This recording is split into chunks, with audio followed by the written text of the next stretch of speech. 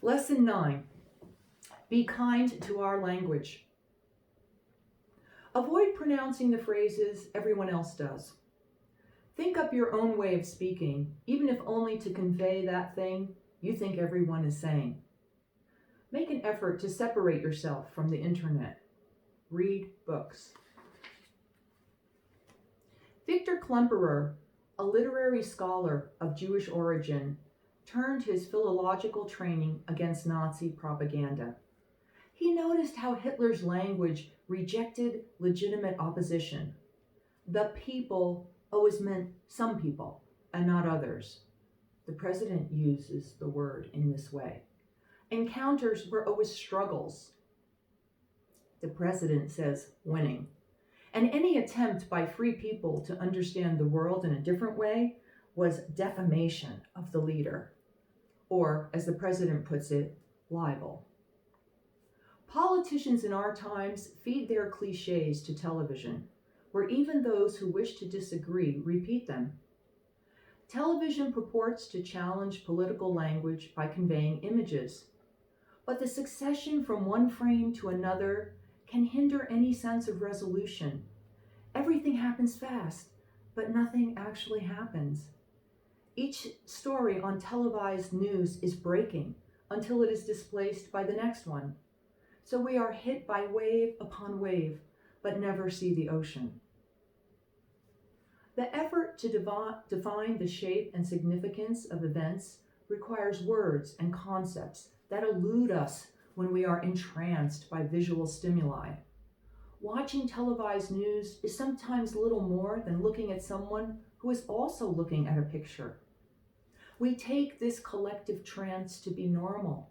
We have slowly fallen into it.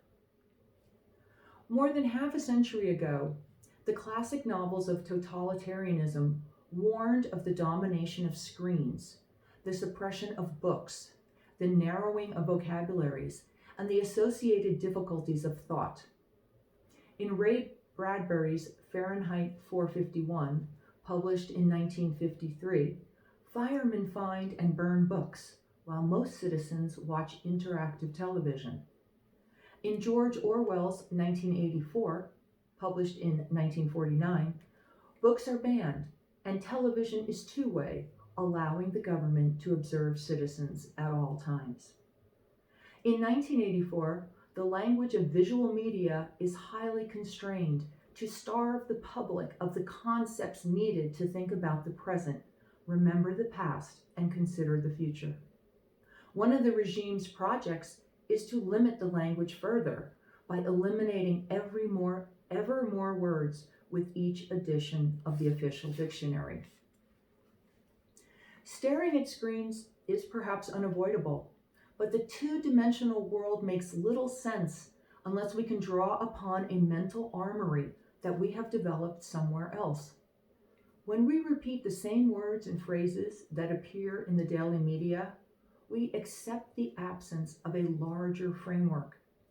To have such a framework requires more concepts, and having more concepts requires reading.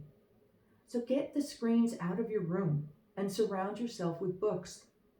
The characters in Orwell's and Bradbury's books could not do this, but we still can. What to read? Any good novel enlivens our ability to think about ambiguous situations and judge the intentions of others. Fyodor Dostoevsky's The Brother Karamazov and Milan Kundera's The Unbearable Lightness of Being might suit our moment. Sinclair Lewis's novel, It Can't Happen Here, is perhaps not a great work of art. Philip Roth's The Plot Against America is better. One novel known by millions of young Americans that offers an account of tyranny and resistance is J.K. Rowling's Harry Potter and the Deathly Hallows. If you or your friends or your children did not read it in that way the first time, then it bears reading again. Some of the political and historical texts that inform the arguments made here are Politics and the English Language by George Orwell, 1946. The Language of the Third Reich by Victor Klemperer, 1947. The Origins of Totalitarianism by Hannah Arendt, 1951. The Rebel by Albert Camus, 1951. The Captive Mind by Czeslaw Milosz, 1953. The Power of the Powerless by Václav Havel, 1978. How to Be a Conservative-Liberal-Socialist by Leszek Kolakowski, 1978. The Uses of Adversity by Timothy Garton Ash, 1989. The Burden of Responsibility by Tony Judt, 1998. Ordinary Men by Christopher Browning, 1992. And Nothing is True and Everything is Possible by Peter Pomerantsev, 2014. Christians might return to the foundational book, which as ever is very timely. Jesus preached that it is easier for a camel to go through the eye of a needle than for a rich man to enter into the kingdom of God. We should be modest, for whoever shall exalt himself shall be abased, and he that shall humble himself shall be exalted.